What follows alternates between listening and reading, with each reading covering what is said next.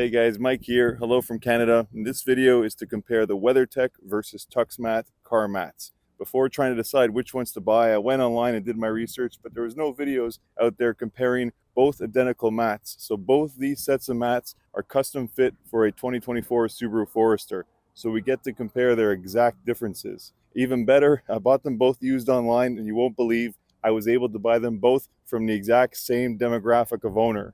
Both these mats came from a single female driver, non-smoker, no pets. Both left their mats in year-round, 365 days, and both, for the same reasons, after 3 years of leasing the vehicle, traded their vehicle in and posted their mats online for sale. I've already decided upon the clear winner, and the other set is going to get posted for sale back online. But before we get into the spoiler, I'm going to show you guys exactly what the differences are so you could decide for yourself which ones might suit your needs best. Now, I went into this already having used WeatherTech on 2 previous vehicles, so I'm obviously happy with those in the past.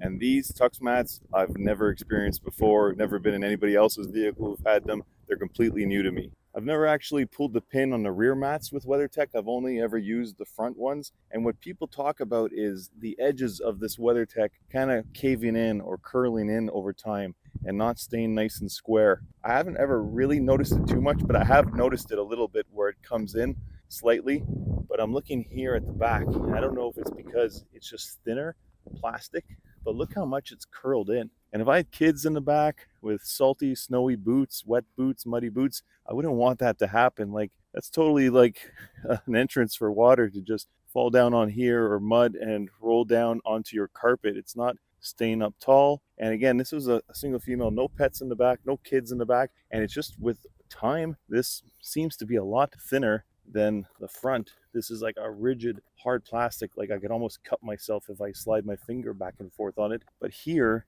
it's like more gummy and malleable. So definitely a loser for the rear mats, WeatherTech rear mats. And then obviously from this angle, you can't even tell that there's any kind of ridge at the back of those WeatherTech because it's curled over. But even if it was completely nice and straight, upright, look at the difference on the Tuxmat. Like that goes right up along the back sidewall of the rear footwell, and then it's going to curve and tuck underneath the rear bench. So you got complete coverage, especially if you got kids. That's a definitely winner for the rear ones in my book. Now the Tuxmats are designed to use clips to keep them real solid into place because they are more malleable and softer, or supposed to be, than the WeatherTech. But even just looking here without using any clips, they seem to over 3 years have stood the test of time better, and the sidewalls are standing more upright with kind of less deformity than the WeatherTech is showing. Like this right here is the passenger side front, and look, it's hanging in. It's caving in, but it's meant to use a clip. So that's just going to get corrected the minute a clip gets inserted and keeps it upright against the sidewall. Whereas with the WeatherTech, once that starts deforming, you got no solution, no fix for them other than dealing with a sidewall that might be caving in and catching on your pants or your boots over time, making it awkward. And then obviously mud or debris, dirt falling in between the gap and your vehicle's carpet. But hold on, before you try and guess which one I declared the winner, we got to get these in the vehicle and see how they actually fit inside and compare them one to the other. So here's the WeatherTech installed in the rear, so you can see for yourself. And it's a good product in terms of its shape. It contours everywhere perfectly. They've measured well. Everything fits right deep into the corners. And I think the only difference is it doesn't go as far underneath the seats, and the edges don't go as high as the Tuxmat. But some of you don't really need all that. But its downfall is where it loses its shape. Do I think it's high enough? Let's say this didn't curl over. Do I think it's high enough? I think it is. I don't think water is going to splash out here and get onto your carpet and leave any salt stains. I think that would be easy to maintain as well. If once in a while you just mop it up with a dirty rag, make sure it doesn't puddle or pool. This would be the only area of concern with people getting in and out, dragging their boots across and the carpet getting salty and dirty. And if you have kids with small legs hanging over here, then drippage down the carpet and in behind where it's curled over will definitely be an issue. Here's the Tuxmat installed, so you can see what that looks like. Definitely a difference in coverage right away. You can tell it runs underneath the seat right up until here. The WeatherTech would have been just shy of here. And then the most important part, I think, is the sidewall right here. It covers right up top. And there's clips to install to make sure it stays here, but already it's sitting better than the Weathertech, whereas the Weathertech was curled in a bit. That's, I think, on its own without clips, I'm happier with this Tuxmat than the Weathertech. Same for the center hump here. This is about where the Weathertech stopped. It did overlap the plastic, but this one goes right up. Way more coverage everywhere. I think some people complain about how, like, oh, this is loose here. Well, there's clips for it if you wanted. But, I mean, really, that's up high and it's rigid and it's kept its shape. So those people complaining, I don't know if they're getting paid by Weathertech, but I'm also happy with that. I'm going to put some clips everywhere, and I'll show you at the end what it looks like with the clips. But just no clips alone, this is what you can expect for coverage. And then right here, this is where it tucks under the seat.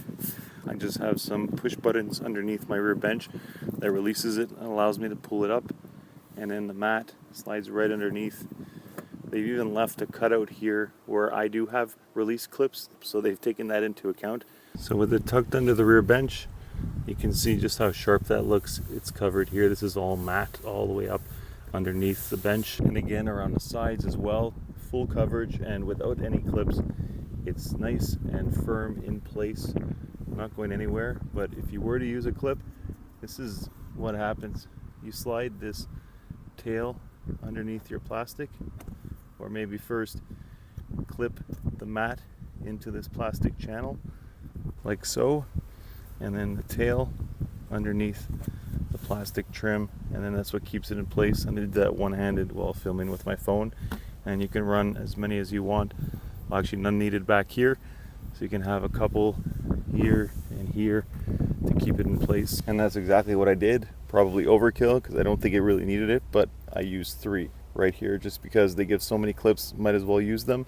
And I don't see the need for any clips up here or around there, only because of feet coming in and out of this area. I don't want the boot to catch the mat and pull it out, so the clips now are keeping it snug and in place. Here's the WeatherTech installed in the front. This here is the driver's side, and the driver mat not really pulling away from the side, but there is some carpet exposed right up here, again where I would say the boots might drag across and touch, so I feel like that should be covered. Up here it's a pretty deep dish, but there is carpet exposed. However, I don't see my boots ever touching this part of the carpet, so that's all right as well. Up underneath ends up here on the dead pedal. I think that's high enough, although I do like to rest my foot here, so the toe portion of my boot will get up here, and this is carpeted, so maybe this area could have been covered as well by the WeatherTech. And up and behind the pedals, it goes pretty deep right here, so that's good coverage as well. And yeah, I would say right up here there's a little bit of exposed carpet in behind the gas pedal, but my heel is here and my toes are on the pedal, so I don't see that being a concern. My only issue would be the carpet here, and if this pulls away over time, kind of already is a bit, this might get stained with salt or mud. And how high is it around back? It doesn't overlap underneath the seat, but there is a little bit of a lip here. However, if you let this pool, especially if it's the driver's side, it's going to get enough water in it that if you accelerate fast, you might get some spillage up over top.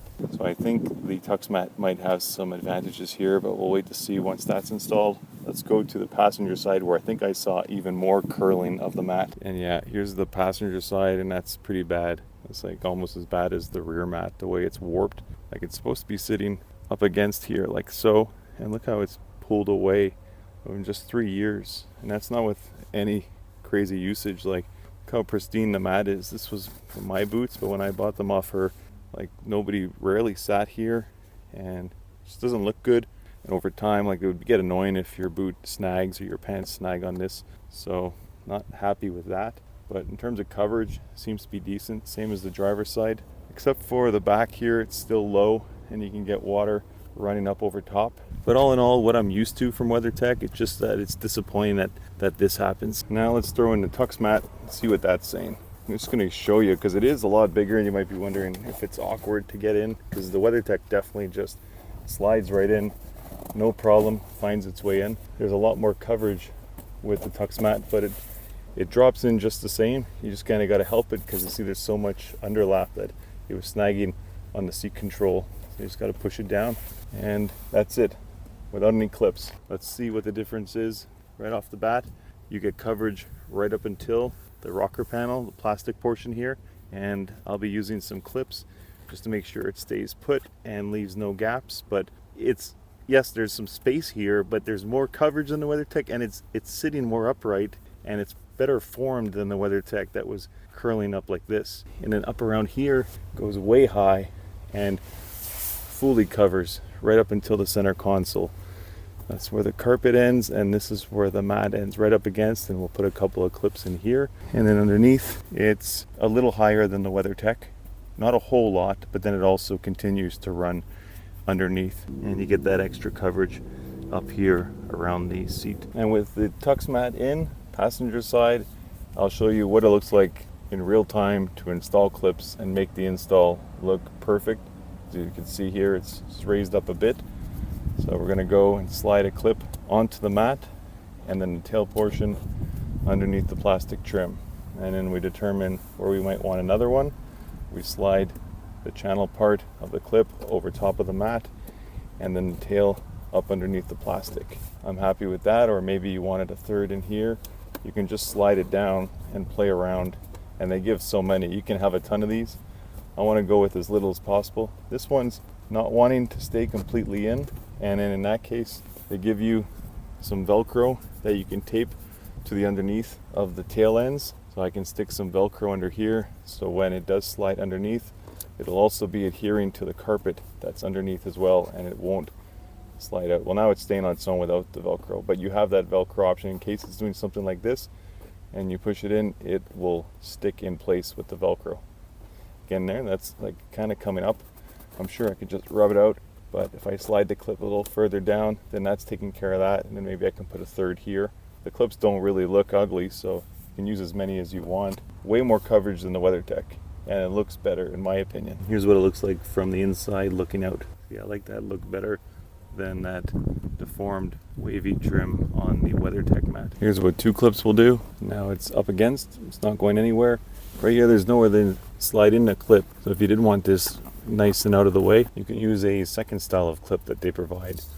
Same channel that's going to slide over top of the mat, but instead of a plastic tail that goes up underneath plastic, it's going to be a Velcro portion that goes in behind the mat and then just sticks to the carpet like so. And then you have the mat nice and out of the way. Pretty slick. And last but not least, the Tuxmat on the driver's side. I imagine it'll cover just the same as the passenger, but because these are such big mats, I wanted to see how easy it goes in up underneath those pedals, and then see what kind of coverage there is compared to the Weathertech up behind there. Mainly the dead pedal, where I wish the Weathertech had a bit more coverage. And yep, definitely way more coverage in the dead pedal area. Goes way up high, more than needed, and way higher than the Weathertech. Not that the Weathertech needed to go up that high, but definite bonus that it goes up high in this area. Well guys, in case you haven't guessed yet, the winner for me was the Tuxmat. In fact, I left them in the car, and these Weathertech I'm going to post for sale online. Probably just the front two, throwing in the back for free because of all the warping. And please, let me know in the comments if this video helped you. I love reading them. I always make sure to reply, and hearing that my videos might have helped somebody out really means a lot. And again, in the end, I hope you appreciated this honest review where I made sure to grab both sets of mats and compare them head to head. A lot of the videos online that I saw when trying to make my decision seemed to be like they were promoting one or the other with a specific goal in mind, not so objective. So I hope this side-by-side comparison was a help to you. And if you want to go one step further, then hit that subscribe button up top. That would be awesome. But even if you don't do that, you might want to check out this next video where I review some awesome custom sunshades for your car that also keep the bugs out. And I'll see you guys in the next video.